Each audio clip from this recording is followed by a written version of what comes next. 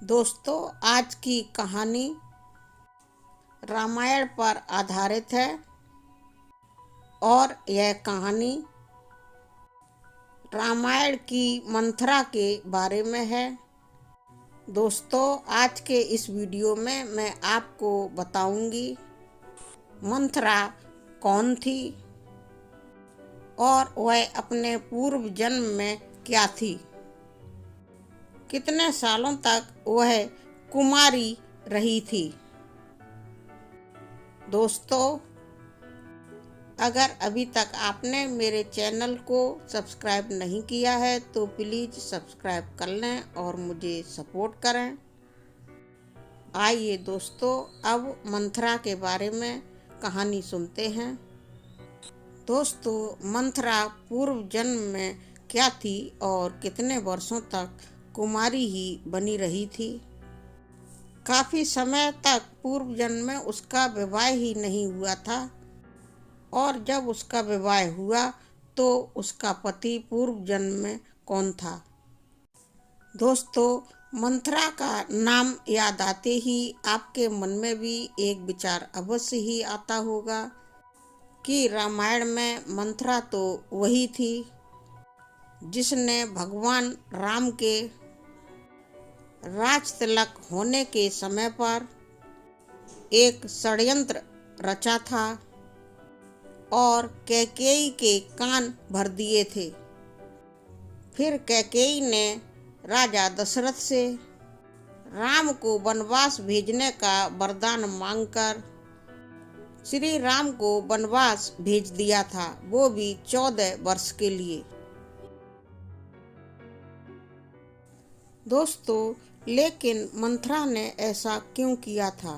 क्या वह कैकेयी की प्रिय थी या फिर कैकेयी के प्रिय पुत्र भरत की प्रिय थी या फिर उसकी श्री राम से कुछ दुश्मनी थी?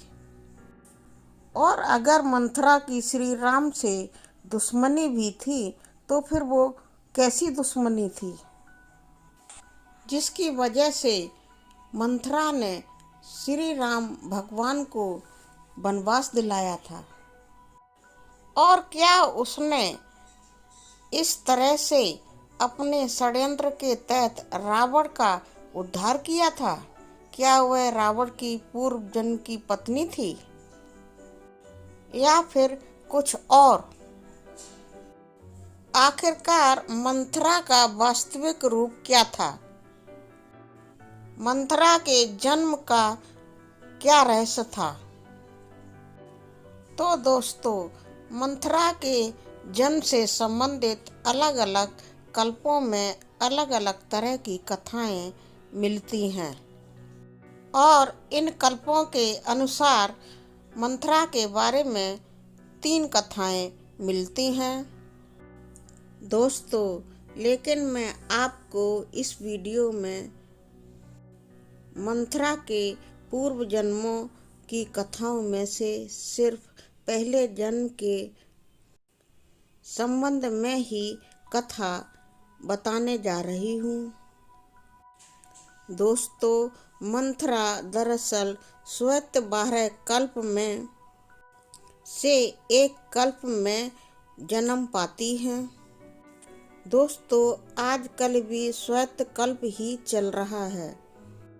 पुराणों के अनुसार दोस्तों, ब्रह्मा जी के एक दिन में एक कल्प होता है और उस एक कल्प में 14 मनु होते हैं जिनको कि पुराणों की भाषा में मन्वंतर कहते हैं। और एक मन्वंतर में 71 चौकड़ी होती हैं और एक चौकड़ी में 4 युग होते हैं। और दोस्तों, इन युगों के नाम तो आप जानते ही हैं, फिर भी हम आपको अवगत करा देते हैं। इन युगों के नाम होते हैं सतयुग, त्रेता युग, द्वापर युग और कलयुग। दोस्तों, आजकल के इस समय से ठीक पहले गिनती में अगर समझते हैं तो पूरे 6 मनु अपना काम कर चुके हैं और इस समय वर्तमान काल में 7वें मनु का समय चल रहा है, जिसे कि हम ज्योतिष की भाषा में वैवत्स मनु के नाम से जानते हैं, जो कि भगवान सूर्य का पुत्र है। और वैवत्स मनु ही वर्तमान समय में अपने राज्य का संचालन कर रहा है और आजकल वही मन्वंतर का प्रतिनिधि है। उसकी 27 चौकड़ी व्यतीत हो चुकी हैं और इस समय 28वीं चौकड़ी का कलयुग चल रहा है। जब भगवान श्री राम का जन्म हुआ था 28वें मन्वंतर के अंतर्गत त्रेता युग में उनका जन्म हुआ था। हमारे वेद पुराणों में मंथरा के बारे में कथा कही गई है कि मंथरा कौन थी। मंथरा एक बड़ा ही विचित्र सा नाम है। दोस्तों, मंथरा के पूर्वजन्म की कथा मैं अब यहाँ से सुनाती हूँ। दोस्तों, सतयुग में 2 राक्षस हुए थे। एक का नाम हिरण्याक्ष था और दूसरे का नाम हिरण्याकश्यप था। आपने इन दोनों राक्षसों के नाम तो अवश्य सुने ही होंगे। और हिरण्याकश्यप के एक पुत्र पैदा हुआ था, वीर प्रहलाद, जो कि बहुत ही ज़्यादा पराक्रमी और कर्तव्य परायण था और ईश्वर का परम भक्त भी था। परम भक्त प्रहलाद की तरह ही एक और भी उनका पुत्र हुआ था, परम भक्त विरोचन।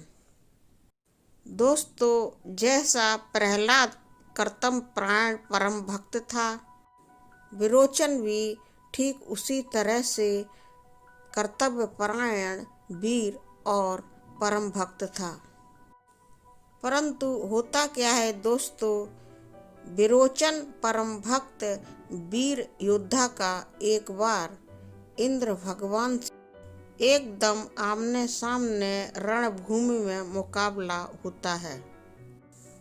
ऐसे में विरोचन की तरफ के समस्त राक्षसों ने विरोचन से कहा कि देवराज इंद्र तेरे राज्य को और तेरी सारी सत्ता को छीन लेंगे और तुझे तेरे ही राज्य से एकदम निष्कासित कर देंगे। अब ऐसे में अपने राज्य का भला सोचते हुए विरोचन ने अपने राज्य की प्रजा से कहा कि धर्म के रास्ते को अपनाते हुए तुम लोग राजा इंद्र को यहाँ से भगा दो। अब परम भक्त विरोचन के राज्य पर जब राजा इंद्र आक्रमण करते हैं तो कर्तव्य परायण वीर विरोचन अपनी सेना के साथ भर ताकत राजा इंद्र पर आक्रमण कर देते हैं। राजा इंद्र विरोचन और उसकी बहुत बड़ी राक्षसों की सेना के सामने टिक नहीं पाते हैं। विरोचन और उसकी सेना राजा इंद्र को बुरी तरह परास्त कर देती है। अब राजा इंद्र रणभूमि को छोड़कर वहां से भाग जाते हैं, यानी कि 9-11 हो जाते हैं। अमरावती से पलायन करने के बाद देवता गण त्राही त्राही त्राही करने लगे। दोस्तों, उसी विरोचन के यहाँ अभी आगे एक पुत्र का जन्म होगा। उसी का नाम राजा बाली था, आपने सुना भी होगा। वही राजा बाली जिनसे भगवान वामन ने 3 पग जमीन मांगी थी। इस समय वो विरोचन की पत्नी के गर्भ में है और राजा विरोचन के एक पुत्री भी पैदा होगी। राजा बलि की उसी पुत्री का नाम मधुमती है। मधुमती नाम की दरअसल एक वही कन्या थी। दोस्तों, पुराणों में कहीं कहीं पर उसी मधुमती नाम की कन्या का नाम मंथरा भी दिया हुआ है। अभी जब वह मधुमती बिल्कुल ही छोटी थी, सुकुमारी थी, उसकी अवस्था अभी बहुत कम ही थी, तभी से उसी मधुमती के बारे में सोचकर राजा इंद्र विचार करने लगे कि विरोचन को कैसे परास्त किया जाए। अब देवताओं ने बहुत बुरा एक गुप्त षड्यंत्र रचा और षड्यंत्र रचने के बाद राजा इंद्र ब्राह्मण का वेश धरकर राजा विरोचन के दरवाजे पर पहुंच जाते हैं और विरोचन को बुलाकर उससे बोलते हैं, भिक्षामि देहि। विरोचन बड़ी नम्रता से बोलते हैं, हे ब्राह्मण देव, आपको क्या चाहिए? आपको जो भी चाहिए आप हमारे यहाँ मांग सकते हैं। राजा इंद्र विरोचन से बोले, मैं ऐसे भिक्षा नहीं लेता हूँ। तो नम्रता के साथ विरोचन बोले, तो फिर आप कैसे भिक्षा लेते हैं, हमें बताइए। विरोचन की बात सुनकर वह ब्राह्मण वेशधारी इंद्र कहने लगे, हे महाराज, आप तो मुझे बस 3 वचन दे दीजिए। तो राजा विरोचन ने इंद्र भगवान को 3 वचन दे दिए। संकल्प ले लिया राजा इंद्र ने विरोचन से। फिर राजा इंद्र ने महाराज विरोचन से कहा, हे महाराज विरोचन, आप अपनी संपूर्ण आयु मुझे दे दीजिए। और इस तरह से इंद्र ने राजा विरोचन की संपूर्ण आयु मांग ली। विरोचन ने सारी अपनी आयु इंद्र को दान में दे दी। फिर भी महादानी विरोचन तनिक भी चिंतित नहीं हुए और विरोचन बार बार बोले, तथास्तु तथास्तु, मैं मेरी आयु आप दान करता हूँ। और इस तरह विरोचन ने जब अपनी संपूर्ण आयु इंद्र को दे दी तो आयु खत्म हो जाने के बाद विरोचन का जीवन खत्म हो गया और वो अग्नि में जलकर पूरी तरह से नष्ट हो गए। तो दोस्तों, अब होता क्या है कि विरोचन जब खत्म हो गए तो उनकी जो राक्षसों की सेना थी वह भी पूर्ण रूप से असहाय हो गई। आप तो जानते ही होंगे कि राजा के बिना या फिर सेनापति के बिना सेना कभी भी युद्ध नहीं करती है। प्रबल नेतृत्व के बिना सेना कभी युद्ध नहीं करती है और जब नेतृत्व खत्म हो गया तो फिर राक्षसों ने इंद्र से किसी भी हालत में युद्ध नहीं किया, नेतृत्व के अभाव में। फिर देवराज इंद्र ने क्या किया वो जरा सुनिए। देवराज इंद्र ने विरोचन की बची हुई सेना यानी कि बचे हुए राक्षसों को बुरी तरह से मार मार कर उसके हाथ पैर तोड़ ताड़ कर उन्हें पहाड़ों की कंदराओं में घुसेड़ दिया। इंद्र के डर से सारे के सारे राक्षस भागे भागे इधर उधर पहाड़ों में घूम रहे थे उन्हें बचाने वाला कोई भी नहीं था। तभी किसी वीर इंसान को याद आया कि विरोचन महाराज की एक पुत्री है मधुमती, जो कि अभी जिंदा है और जवान है, लेकिन उनका पुत्र वाली बहुत छोटा है, अभी बहुत ज़्यादा उसकी अल्प आयु है, कुछ भी नहीं जानता है, उसकी तो उम्र ही बहुत कम है। अब दोस्तों आगे होता क्या है कि विरोचन के राज्य के जो राक्षस थे वो सभी राक्षस मिलकर राजकुमारी मधुमती के पास आते हैं, मंथरा के पास आते हैं और उनके पास आकर के उनसे विनती करते हैं कि राजकुमारी मंथरा, आप तो बहुत ज्ञानवान हैं, चतुर हैं, गुणी हैं, आप हम लोगों का नेतृत्व करिए।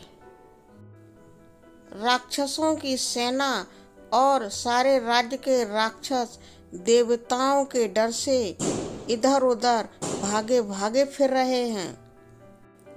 जब राक्षसों के मुख से यह बात राजकुमारी मधुमती ने सुनी तो उसके सीने में क्रोध की ज्वाला जल उठी, वह आग बबूला हो गई और उसने सभी राक्षसों को कहा कि आप चिंता ना करें,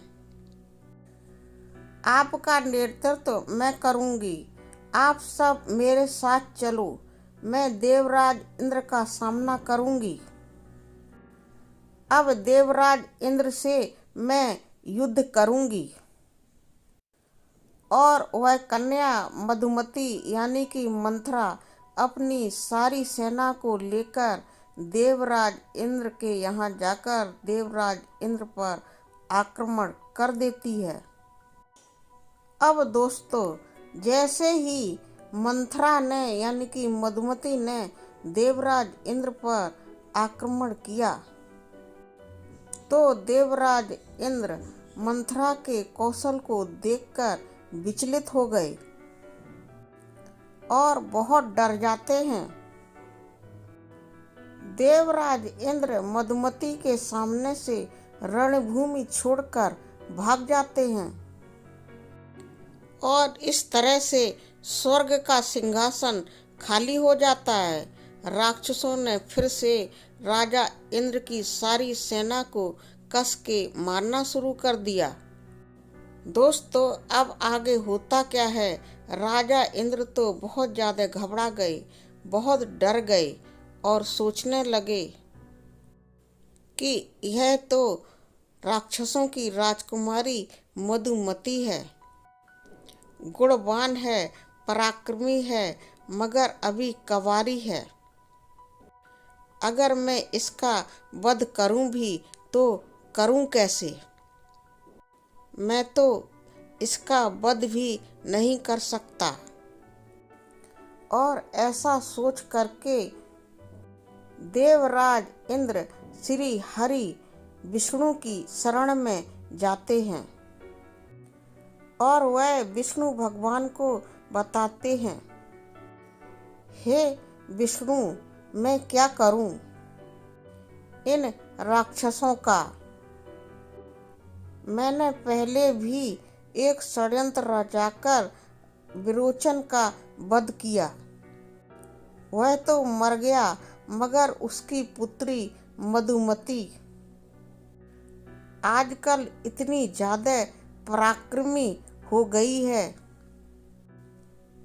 कि उस मंथरा ने मुझे और मेरे साथियों को स्वर्ग से ही निष्कासित कर दिया है। देवराज की इस बात को सुनकर श्री हरि विष्णु ने देवराज इंद्र से कहा, मैं तुम्हें एक दिव्य शक्ति प्रदान करता हूँ जो कि तुम्हारे लिए ही है। आप इस दिव्य शक्ति को ले जाइए और आप उस बालिका पर इस दिव्य शक्ति से प्रहार कर देना और वह बालिका तुम्हारे रास्ते से हमेशा के लिए हट जाएगी। देवराज इंद्र बहुत ज्यादा खुश होते हैं और श्री हरि विष्णु की दी हुई उस अमोघ शक्ति को लेकर वहां से चल देते हैं और अपने राज्य स्वर्ग में आकर सारे देवताओं को एक बार फिर से एकत्र करते हैं और राक्षसों की उस राजकुमारी मधुमती यानी कि मंथरा पर एक जोरदार आक्रमण कर देते हैं। अब जब मधुमती को यह सब ज्ञात होता है कि देवराज इंद्र ने हमारी अमरावती पर युद्ध के लिए आक्रमण कर दिया है, तो फिर मधुमती ने भी बड़ी निर्भयता के साथ अपनी राक्षसों की सेना को एकत्र किया और बड़ी ही वीरता के साथ पराक्रमी बनकर रणभूमि में राजा इंद्र का मुकाबला करने पहुंच जाती है। अपनी सेना का नेतृत्व करते हुए रणभूमि में जब आगे बढ़ती है, तब जब दोनों सेनाएं आमने सामने युद्ध के लिए खड़ी हो जाती हैं, तो देवराज इंद्र ने श्री हरि विष्णु की दी हुई वो अमोघ शक्ति मंथरा के ऊपर छोड़ दी। वह अमोघ शक्ति वेग के साथ मंथरा के सीने में बहुत जोर से लगी और मंथरा अंतरिक्ष में से जमीन पर गिरने लगी।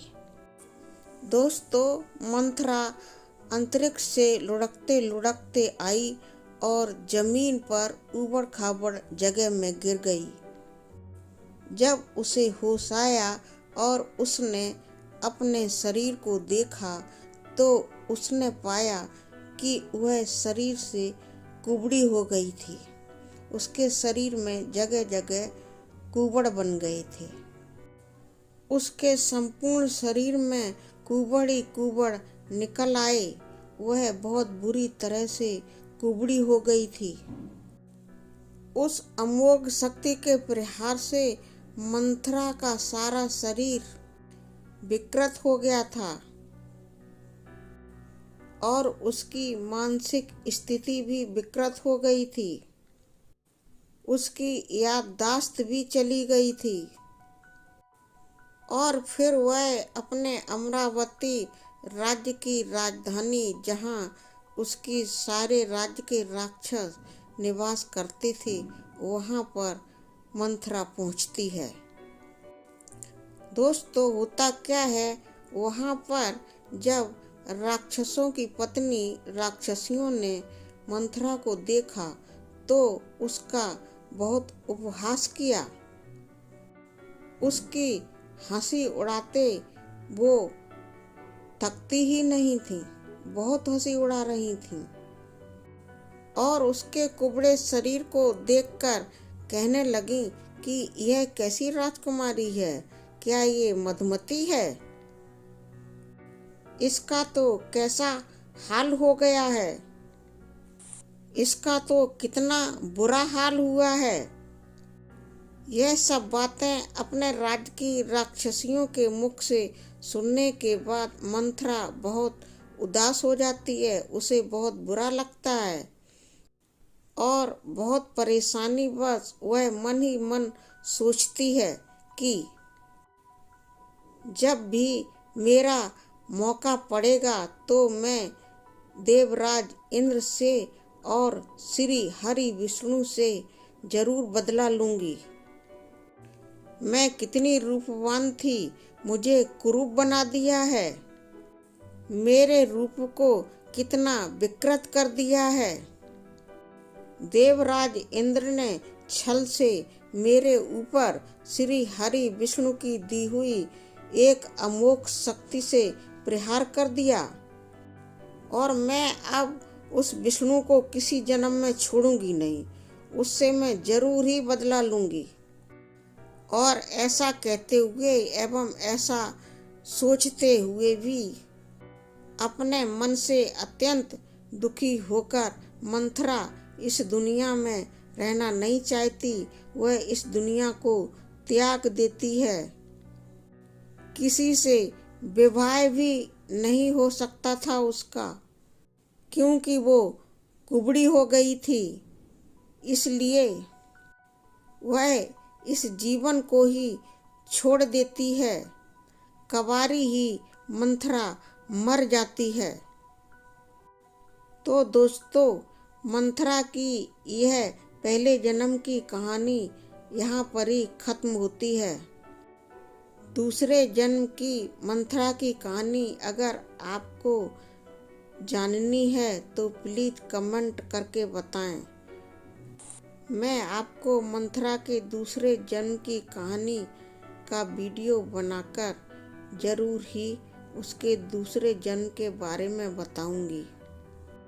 दोस्तों, आपको हमारी यह मंथरा के पूर्व जन्म की कहानी कैसी लगी, कमेंट में लिखकर अवश्य बताएं। कहानी पसंद आई हो तो मेरे चैनल को सब्सक्राइब करें, वीडियो को लाइक और शेयर करें, कमेंट भी कर सकते हैं।